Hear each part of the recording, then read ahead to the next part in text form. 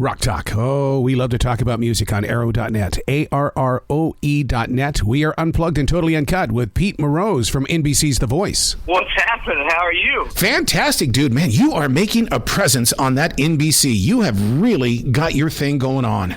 Come on, baby. What's up? Come on. You know, what is it about? Because I'm fit.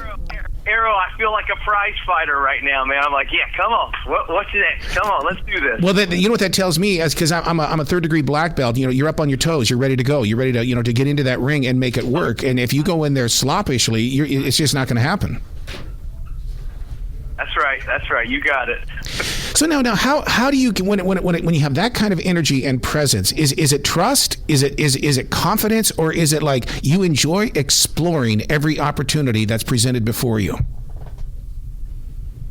It's a little bit of all what you just said. You know, I mean, I do have the luxury of being 45 years old, and I've lived and bought a bunch of T-shirts and been in a lot of places, and I don't. What do they say? Don't sweat. Don't pet the sweaty things, and don't sweat the petty things. but that's the journey, though, man. I mean, that's what creates the legacy. Yes, definitely, and this is another chapter of a legacy for my sons to look at now. So I'm like, I'm doing something that's not for me as much as it is to show my kids. Like, this is what you can do. So I have a purpose that's much greater than me, and that's been the difference than anything else in my life. It's always been about me, and now it's not. But I know it's me up there playing, but I personally have a bigger purpose than just winning the Voice or being on the Voice. I'm doing this for something different. All right, let me ask you a personal question then, only because we all have experienced one thing together. With your leadership and how you're inspiring your boys and stuff like that, how did you stay strong during the uncertainty of COVID-19? Because a lot of creative minds went inward and didn't come out. You seem to be the type of guy that said, hell, I'm going to create. Yes, that is a great question, and no one's asked me this yet, and I want to say this. What I did was I was scared like everybody was. I went inside and went, whoa, what is going on? And then I realized that I can't take on COVID. I can't take on all the issues of the world personally. But what I can do is love you, and I can love the person that's in front of me. I can love my kids, my family, everyone that I come in contact, and be present and just live right now, in this moment. Not in what the news is saying and what this is saying and what's going to happen here and I can't live in these what ifs. I have to live in what is. Yeah. You moved from Nashville to Phoenix. You moved from Nashville to Phoenix. I got to tell you, I had a Phoenix moment too. It was to go out there and do morning radio, and the second that the plane landed, I said, "Oh hell no, it's brown here. I need to go back to Carolina where everything is green." I know, man. Isn't it trippy, man? That's the thing you don't think about when you move from this wonderful, deciduous Tennessee or the South, and you go out to the West.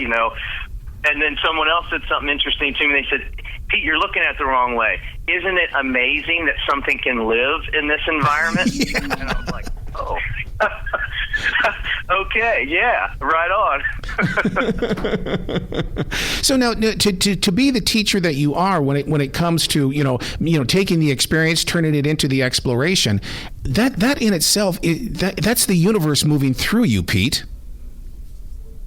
Yeah, I dig that. You are completely right about that, my friend. I tell my son this: be thankful, live in the light, don't let the darkness get you, and giving is good. If you can live by those three things, I think you could live a pretty successful life as a human, One of the things that listeners may not know about you is that you knew Blake Shelton before Blake Shelton became Blake Shelton. Would you like to turn the tables sometime and kind of say, Blake, I want you to try out on The Voice and let me be in that chair? Boy, wouldn't that be something. Bravo, Arrow, bravo. Would you turn the chair, or would you let him sweat it out until the last 2 seconds? I totally would let him sweat it out. What are you talking about?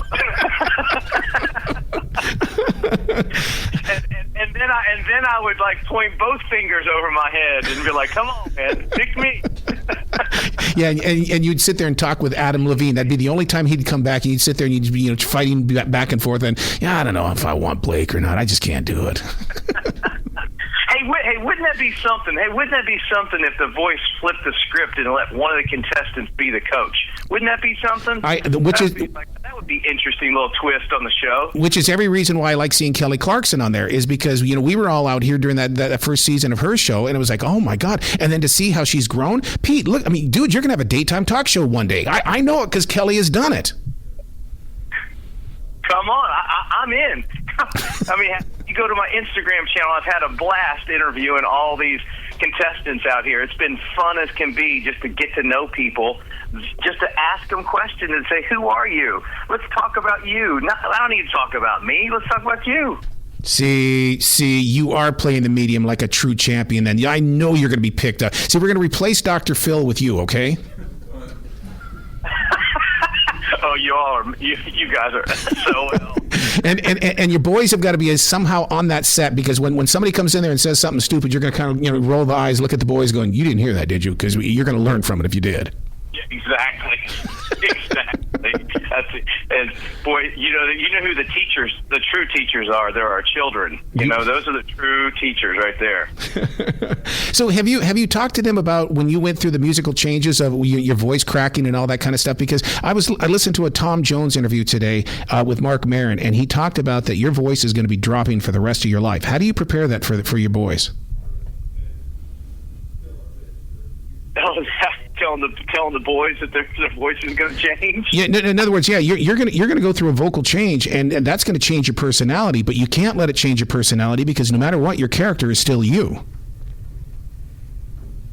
Yeah, I mean, as far as my particular, if it's you're speaking of my particular voice, then yeah, it will change. And the good thing is that even though I've had kind of this high range, I have spent a lot of time in blues land, really breaking my voice up intentionally. Yep.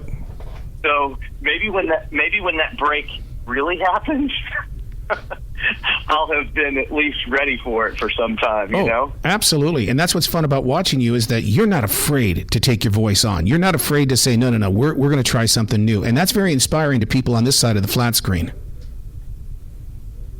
Yeah, man. Well, maybe it goes back to, like I said to you before, is like I didn't know who I was 10 years ago. I know who I am today. If you say to me, who are you, Pete?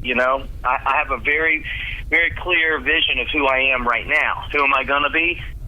I don't know that, but I know who I am right now. And I think that's, even when I've watched something, my wife is like, hey, you're pretty calm. Look how calm you are. And I was like, it's just, I'm present is what it is. Yep. I'm right there. When you see me standing on that stage, I mean, I'm there. I'm not in some other world. I'm not like thinking about the show and contestants and will I get saved. I had a guy ask me a question. A cameraman asked me a question. He said, "Are you nervous that there's no saves or steals?" And I was like, "What did you say?" And he said, "Are you nervous?" I said, "What's your name?" And he told me. I said, "Listen," I said, "I'm 45 years old." I said, "I've got a beautiful wife, 2 beautiful kids, a great job, and I'm on The Voice." I said, I don't even think about that stuff. I don't even think about it. I don't even think about that stuff. So. Yep. Wow, Guy. You got to come back to this show anytime in the future. The door is always going to be open for you, dude. Let's do it, man. Let's do it. I've enjoyed talking to you. All right, man. You be brilliant today, okay? Thank you, bud. You do the same, Mroz. Good talking to you.